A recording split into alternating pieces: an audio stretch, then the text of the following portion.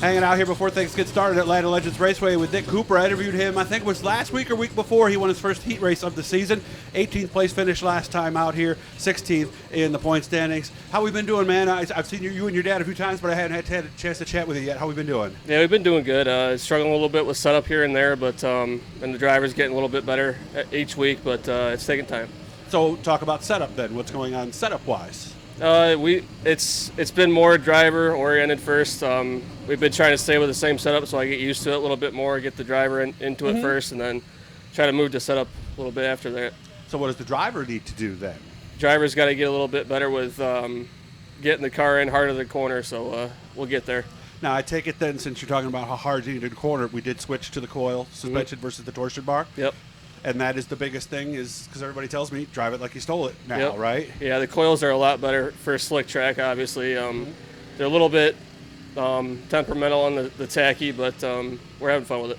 Now, what do you do then when it does slick off? Because, I mean, before you could let the thing kind of settle and roll it in there. What do you do now when it gets like that? It's more so easier to drive in slick now because it's got so much more bite now. So the torsion bars were lazier; they don't work as fast.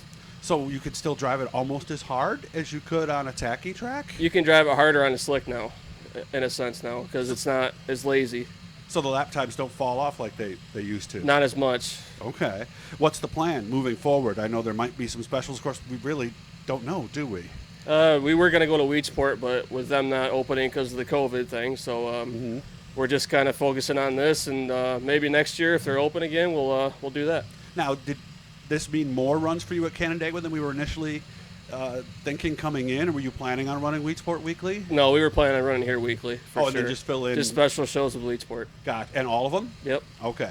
Anything else you could substitute at this point? Is there any place else you could go? I don't really have an interest anywhere else right now, just here focusing on setup. Okay. Obviously, during these times, I've been asking people how they're doing away from the racetrack. First of all, what do you do for a living? I used to work at Friendly Ford in Geneva, but now we're laid off right now, so I'm looking for work. But mechanic or? I was doing detailing and lot attendant work.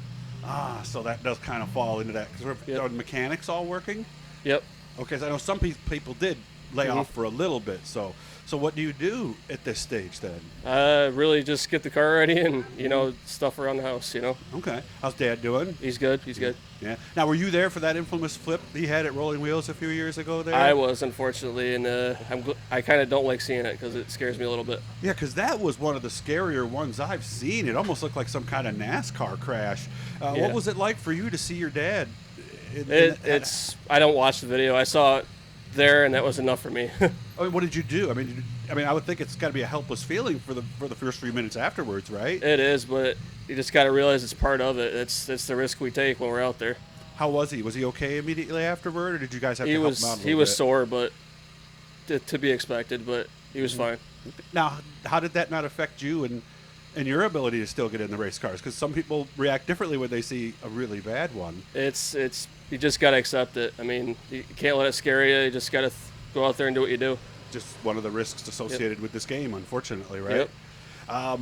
As far as tonight, did we go a little further with setup changes for tonight, or because the track's been different the last couple times, hasn't it? We're staying with what we got. We might change here and there a little bit, but we'll see. So maybe we'll see you on the scales again tonight? Maybe.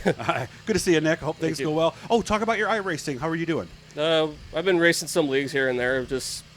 I'm not in the Pro Series anymore, so we're just kind of having a little bit of fun. What a novel idea, right? Fun online and fun in the racetrack. Which is more fun and for different reasons? Oh, yeah. It keeps your reaction time good and helps you with setup and what you need, and just in general fun. Now, do you think some of these really good iRacers, if you were to pop them in your car, you think they'd do okay? It would take them time because, you got the G-forces of the car. You can feel everything in the race car. You can't on that. Yeah, and I think it's a little different when you actually have a chance of getting hurt versus, I have to hit the reset button, right? Go to the pits for a minute. Good to see you. I hope you have fun. Maybe I'll see you later on. Thank you. Again, guys, like, subscribe. We got a little blue E in the corner down there. Nick's going to do that when he gets home. It doesn't cost you any money. It just sends you a little email letting you know when we got something cool on. Have fun tonight, man. Thank you.